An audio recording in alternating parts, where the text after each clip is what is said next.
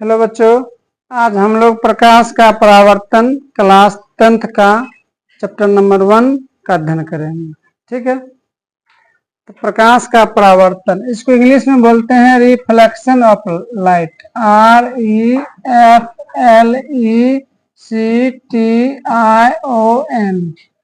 REFLECTION reflection of light. LIGHT light, reflection of light, reflection of light. इसको कहेंगे हिंदी में प्रकाश का परावर्तन। प्रकाश का परावर्तन हो गया। परावर्तन का इंग्लिश होता है रिफ्लेक्शन, ऑफ मतलब का, और प्रकाश का इंग्लिश हो गया लाइट। क्या हो गया? प्रकाश का परावर्तन, रिफ्लेक्शन ऑफ लाइट। प्रकाश के बारे में हम लोग पहले हम लोग ये जानते थे कि आंख रहेगा तो दुनिया है, आंख नहीं है तो दुनिया नहीं है, लेकिन ऐसा संभव नहीं है। आंख है, यदि प्रकाश नहीं रहेगा तब भी दुनिया संभव नहीं है। हम लोग इस दुनिया का जिंदगी का इंटरेस्ट नहीं ले सकते हैं। आंख है, प्रकाश नहीं है, तब प्रकाश है, आंख नहीं रहेगा तो यूं नहीं कर पाएंगे। इसका मतलब हो गया कि प्रकाश और आंख में गहरा संबंध है। ठीक है, तो प्रकाश के बारे में सबसे पहले रोमर नामक वैज्ञानिक ने अध्ययन किया था। सबसे पहले प्रकाश का अध्ययन किसने किया? रोमर नामक वैज्ञानिक ने सबसे पहले प्रकाश के बारे में उन्होंने ही सोचा था। उसके बाद बहुत सारे वैज्ञानिक आए, जिसमें सबसे पहला प्रयोग किए थे वैज्ञानिक न्यूटन ने। इन्होंने ही प्रकाश के परावर्तन के बारे में और अपवर्तन के बारे में, प्रकाश का परावर्तन और अपवर्तन का व्याख्या जो किए थे वैज्ञानिक किसने किए थे? न्यूटन ने किए थे। किस आधार पर? मत कणिका के सिद्धांत के आधार पर। किस आधार पर? तो कणिका के सिद्धांत के आधार पर। तो यहाँ से दो टाइप का ऑब्जेक्टिव तुम लोग का आ रहा है। प्रकाश के कणिका का सिद्धांत किसने दिया था? तो वैज्ञानिक न्यूटन ने। या प्रकाश का परावर्तन और अपवर्तन का सफल प्रयोग किसने किया था? तो वैज्ञानिक न्यूटन ने। इसके बाद आए हाइगेंस ने।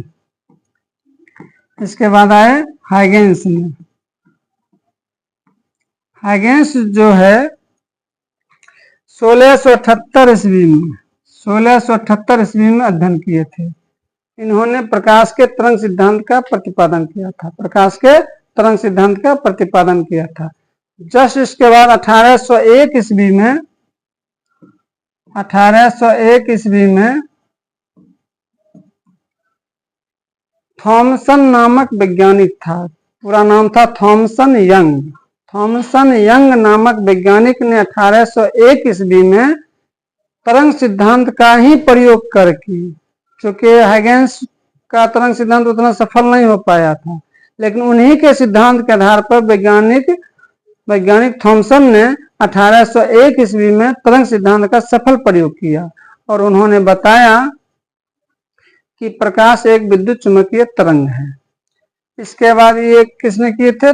थॉमसन यंग नामक वैज्ञानिक। इसके बाद आए वैज्ञानिक का नाम था मैक्सवेल। 1801 के बाद 1873 ईस्वी में इन्हीं के आधार पर वैज्ञानिक मैक्सवेल ने बताया कि विद्युत एक चुंबकीय तरंग है। और इनके बाद 1887 ईस्वी में हर्ट्ज वैज्ञानिक ने भी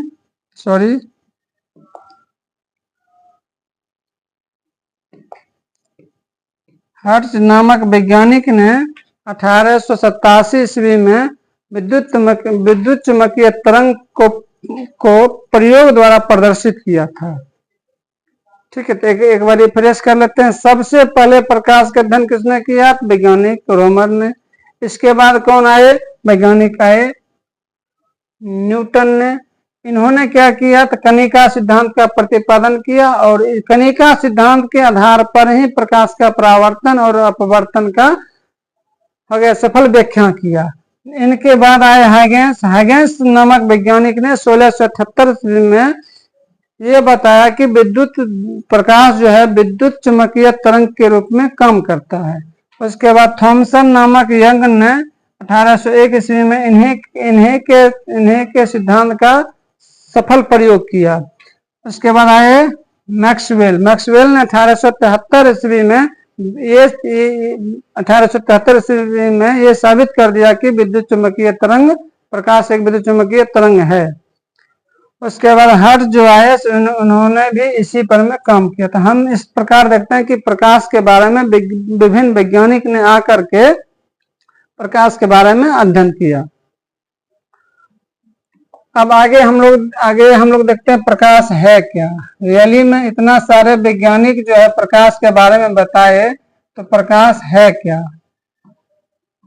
तो इससे पहले हम बताए थे प्रकाश है तो दुनिया है, प्रकाश नहीं है तो दुनिया नहीं है। प्रकाश है क्या? प्रकाश किसी वस्तु को देखने में हमें क्या करती? सहायता प्रदान करती। ठीक उसी प्रकार बोलेंगे प्रकाश वह भौतिक माध्यम है जो हमारे आंखों को देखने की क्षमता प्रदान करती है। इसको इस भाषा में भी बोल सकते हैं प्रकाश वह भौतिक हो गया, क्या कहते हैं, कारक है या भौतिक तुम्हारा हो गया रास्ता है, भौतिक माध्यम है जो हमारे आंखों को दृष्टि अनुभूति प्रदान करती है। तो क्या बोलेंगे प्रकाश के बारे में? प्रकाश वह भौतिक माध्यम है जो हमारे आंखों को दृष्टि अनुभूति प्रदान करती है। अब पढ़ेंगे प्रकाश के गुण के बारे में। प्रकाश के गुण अंग्रेजी में हो जाएगा properties of light. Properties of light.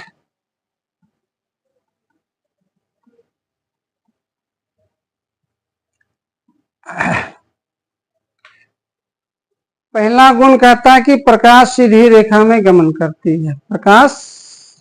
प्रकाश सीधी रेखा में गमन करती है। प्रकाश सीधी रेखा में गमन करती है, यह बात सबसे पहले वैज्ञानिक न्यूटन ने बताया था। किसने बताया? वैज्ञानिक न्यूटन ने। क्या बताया? प्रकाश सीधी रेखा में गमन करती है। दूसरा गुण है प्रकाश ऊर्जा का एक रूप है। प्रकाश ऊर्जा का एक रूप है। तीसरा है हवा या निर्वात में प्रकाश की चाल सबसे अधिक। हवा या निर्वात में प्रकाश की चाल सबसे अधिक और कांच में सबसे कम होती है।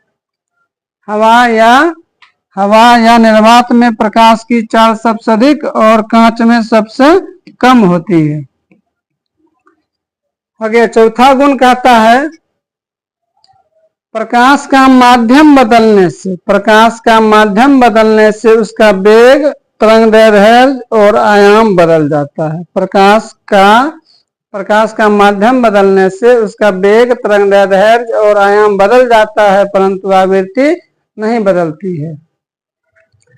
पांचवा गुण कहता है प्रकाश एक विद्युत चुंबकीय तरंग है। प्रकाश एक विद्युत चुंबकीय तरंग है। यह किसने कहा था? यह कहा था वैज्ञानिक मैक्सवेल ने। प्रकाश एक विद्युत चुंबकीय तरंग है। छठा गुण है श्वेत प्रकाश 7 रंगों का मिश्रण होता है। श्वेत प्रकाश 7 रंगों का मिश्रण होता है। ये किसने कहा था? वैज्ञानिक न्यूटन ने। एक चीज और कहे थे वैज्ञानिक न्यूटन, प्रकाश सीधी रेखा में गमन करती है। और यहाँ पर में हो गया श्वेत प्रकाश 7 रंगों का मिश्रण होता है। एक बार इसको रिफ्रेश कर लेते हैं। प्रकाश सीधी रेखा में गमन करती है। प्रकाश सीधी रेखा में गमन करती है। सीधी रेखा में गमन करती है।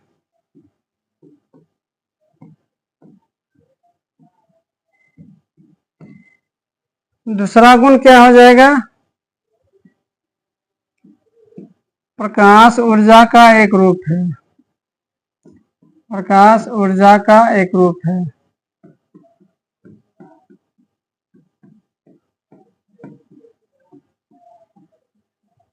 तीसरा है हवा या निर्वात में प्रकाश की चाल। हवा या निर्वात में प्रकाश की चाल,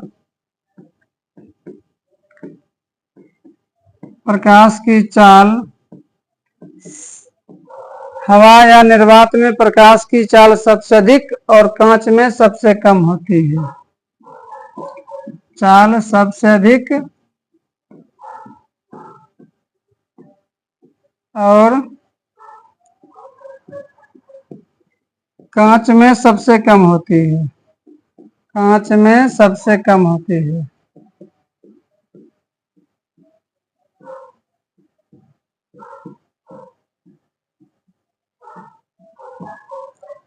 अगला कहता है प्रकाश का माध्यम बदलने से। प्रकाश का माध्यम बदलने से,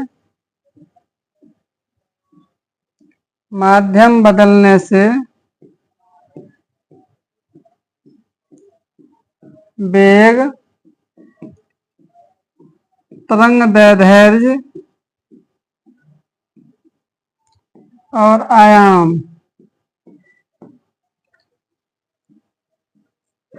आयाम बदल जाता है। आयाम बदल जाता है, परंतु आवृत्ति नहीं बदलती है। परंतु आवृत्ति नहीं बदलती है।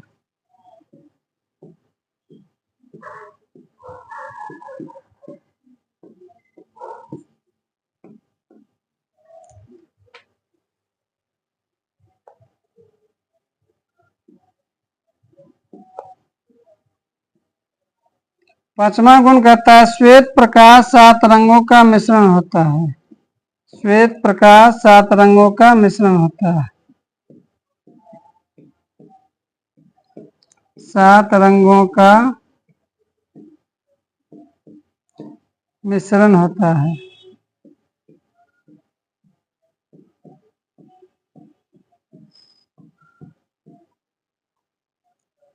छठा गुण कहता है प्रकाश एक विद्युत चुम्बकीय तरंग है। प्रकाश एक विद्युत चुम्बकीय तरंग है।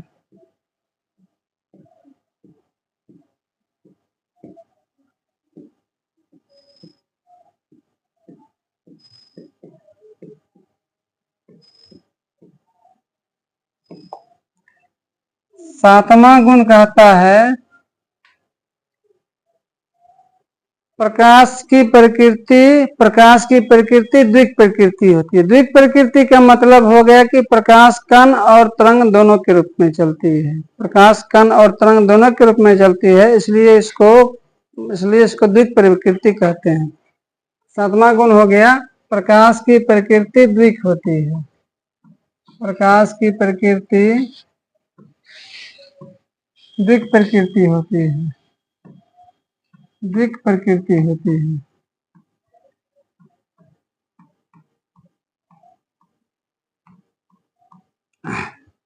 आठवां गुण कहता है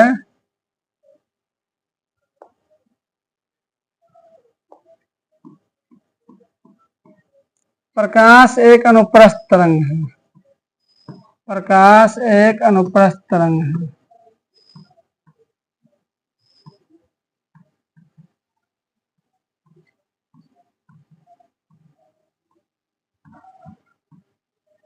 ठीक है, प्रकाश एक अनुप्रस्थ तरंग है।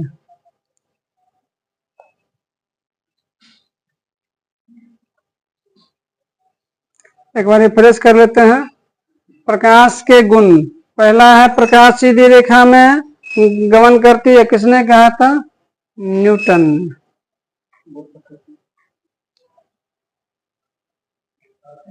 प्रकाश सीधी रेखा में गमन करती है, किसने कहा था? न्यूटन ने। दूसरा है प्रकाश ऊर्जा का एक रूप है। तीसरा है हवा या निर्वात में प्रकाश की चाल सबसे अधिक और कांच में सबसे कम होती है। चौथा, प्रकाश का माध्यम बदलने से उसका वेग, तरंगदैर्ध्य और आयाम बदल जाता है परंतु आवृत्ति नहीं बदलती है। श्वेत प्रकाश 7 रंगों का मिश्रण होता है। यह किसने कहा था? यह भी कहा था वैज्ञानिक न्यूटन ने। प्रकाश एक विद्युत चुंबकीय तरंग है। ये किसने कहा था? वैज्ञानिक मैक्सवेल ने। ये किसने कहा था? वैज्ञानिक मैक्सवेल ने।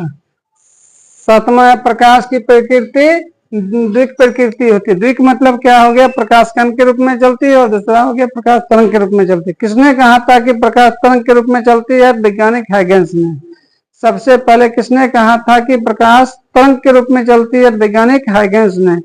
और किसने कहा था कि प्रकाश कण के रूप में चलती है? वैज्ञानिक न्यूटन ने। ठीक है। अब प्रकाश एक अनुप्रस्थ तरंग है। 8वां गुण हो जाएगा, प्रकाश एक अनुप्रस्थ तरंग है।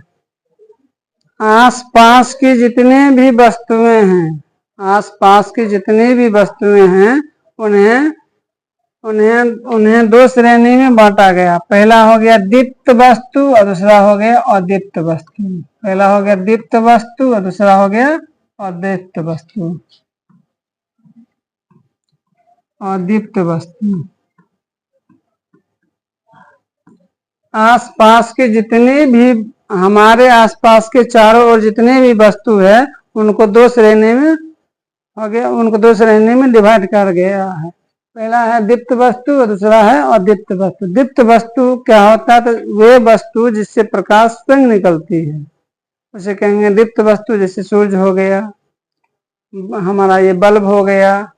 अदीप्त वस्तु जिससे प्रकाश क्या होती है? नहीं निकलती है, उसे कहेंगे अदीप्त वस्तु। अब हम लोग पढ़ेंगे प्रकाश किरण। हो गया, ये बात पता चल गया। दीप्त वस्तु और अदीप्त वस्तु वे वस्तुएं जिससे प्रकाश स्वयं प्रकाशित होता है। वे वस्तुएं जिससे प्रकाश क्या होती है? निकलती है, उसे कहेंगे दीप्त वस्तु। जिससे प्रकाश नहीं निकलती है उसको कहेंगे अदीप्त वस्तु। ठीक है। अब हम लोग पढ़ेंगे प्रकाश का परावर्तन।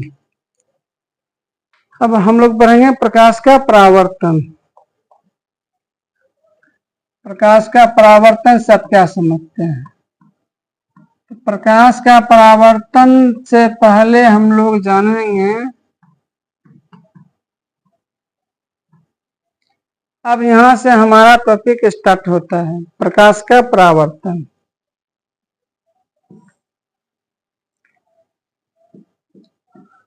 ये मेरा हो गया परावर्तक सतह। ये मेरा हो गया परावर्तक सतह। परावर्तक सतह पहला टॉपिक पढ़ेंगे, परावर्तक सतह।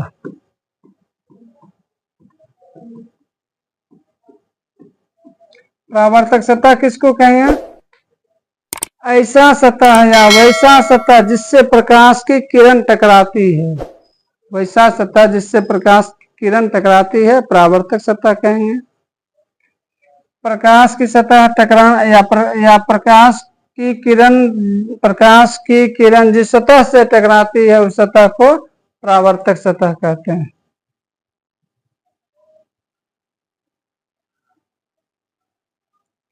ये मेरा हो गया आपतित किरण।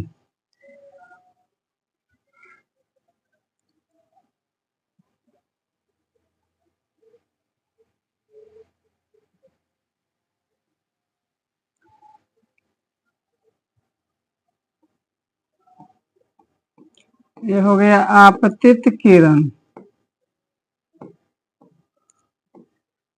ये हो गया परावर्तित किरण।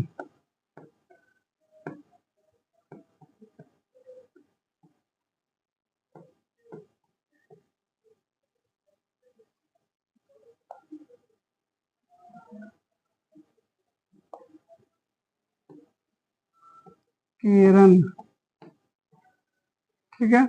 ये हो गया अभिलंब।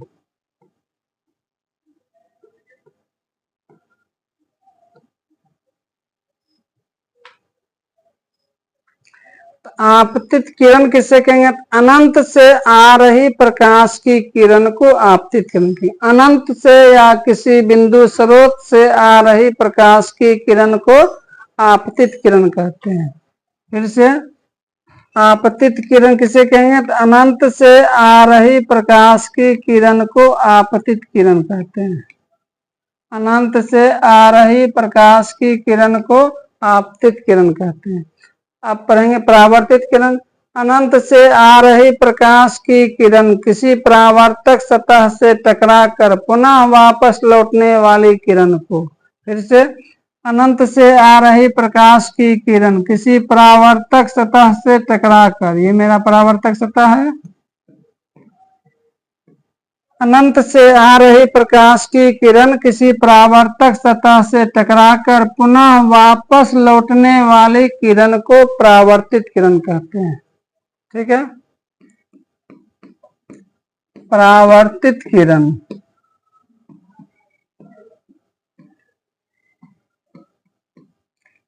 हो गया। आपतित किरण किसे कहेंगे? तो अनंत से आ रही प्रकाश की किरण को आपतित किरण कहेंगे।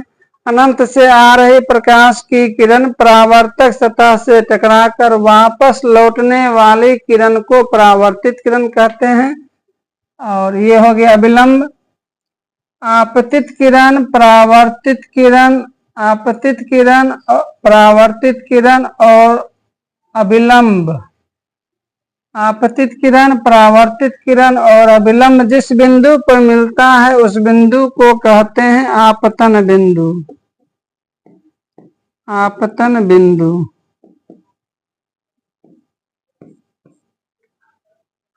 इसको कहेंगे आपतन बिंदु।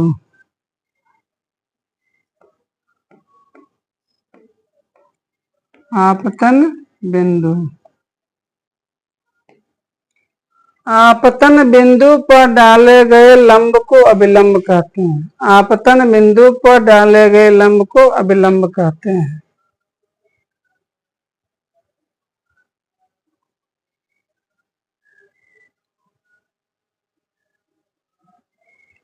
उसके बाद आएगा आपतन कोण को I से सूचित करते हैं और परावर्तन कोण को R से सूचित करते हैं। तो ये हो गया मेरा आपतन कोण, ये मेरा हो गया परावर्तन कोण।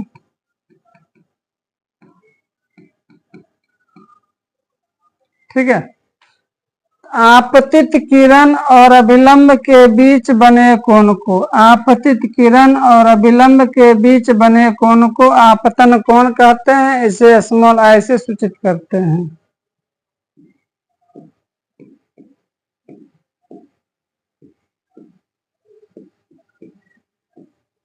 सातवां आ जाएगा मेरा परावर्तन कोण।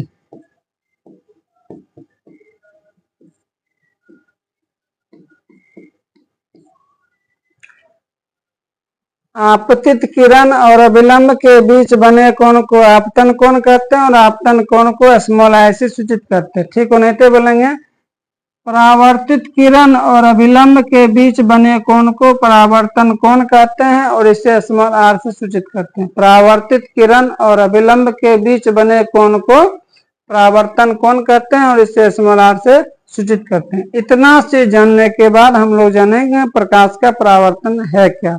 एक बार इसको रिफ्रेश कर लेते हैं। पहला मेरा है परावर्तक सतह किसे कहेंगे? परावर्तक सतह का परिभाषा कैसे बोलेंगे? तो जिस सतह से प्रकाश की किरण टकराती है, जिस सतह से प्रकाश की किरण टकराती है उस सतह को परावर्तक सतह कहते हैं। अगला है आपतित किरण। अनंत से आ रही प्रकाश की किरण को आपतित किरण कहेंगे। अगला है परावर्तित किरण। अनंत से आ रही प्रकाश की किरण परावर्तक सतह से टकराकर, अनंत से आ रही प्रकाश की किरण परावर्तक सतह से टकराकर पुनः वापस लौटने वाली किरण को परावर्तित किरण कहते हैं।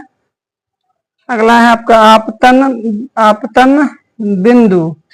आपतित किरण परावर्तक सतह के जिस बिंदु से टकराती है, आपतित किरण परावर्तक सतह के जिस बिंदु से टकराती है उस सतह को आपतन बिंदु कहते हैं। या आपतित किरण, परावर्तित किरण और अभिलंब, आपतित किरण, परावर्तित किरण और अभिलंब जिस बिंदु पर हो गया, जिस बिंदु पर टकराती है या जिस बिंदु पर अगर मिलती है उस बिंदु को आपतन बिंदु कहेंगे।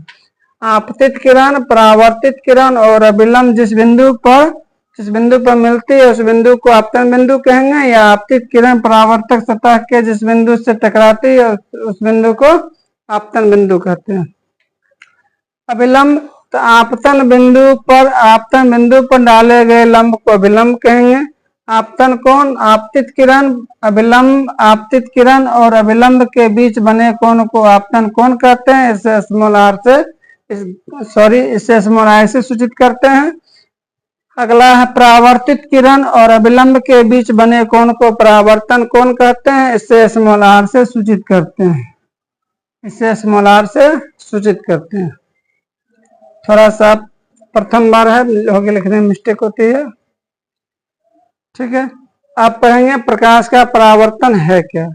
जब प्रकाश की किरण एक माध्यम से, या ऐसा बोलेंगे, अनंत से आ रही प्रकाश की किरण किसी परावर्तक सतह से टकराकर पुनः उसी माध्यम में वापस लौट जाती है, इसी घटना को प्रकाश का परावर्तन कहते हैं। अनंत से आ रही या किसी बिंदु स्रोत से आ रही प्रकाश की किरण किसी परावर्तक सतह से टकराकर पुनः वापस लौट जाती है, इसी घटना को प्रकाश का परावर्तन कहते हैं। प्रकाश के परावर्तन के दो नियम होते हैं।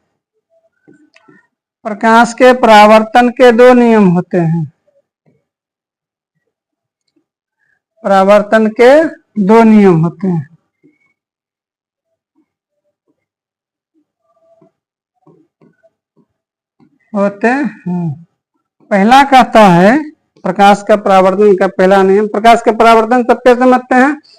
अनंत से आ रही प्रकाश की किरण किसी परावर्तक सतह से टकराकर पुनः उसी माध्यम में वापस लौट जाती है, इसी घटना को प्रकाश का परावर्तन कहते हैं। प्रकाश के परावर्तन के कितने नियम होते हैं। प्रकाश के परावर्तन के दो नियम होते हैं। पहला कहता है, यही बात है, आपतित किरण, परावर्तित किरण और अभिलंब। फिर से, आपतित किरण, परावर्तित किरण और अभिलंब एक ही बिंदु में होते हैं, या एक ही समतल में होते हैं, या एक ही तल में होते हैं। आपतित किरण, परावर्तित किरण और अभिलंब एक ही तल में होते हैं। दूसरा नियम कहता है, आपतन कोण हमेशा परावर्तन कोण के बराबर होता है। आपतन कोण हमेशा परावर्तन कोण के बराबर होता है। अब इसके आगे हम लोग प्रकाश का परावर्तन कितने प्रकार का होता है तो हम लोग कल पढ़ेंगे। धन्यवाद।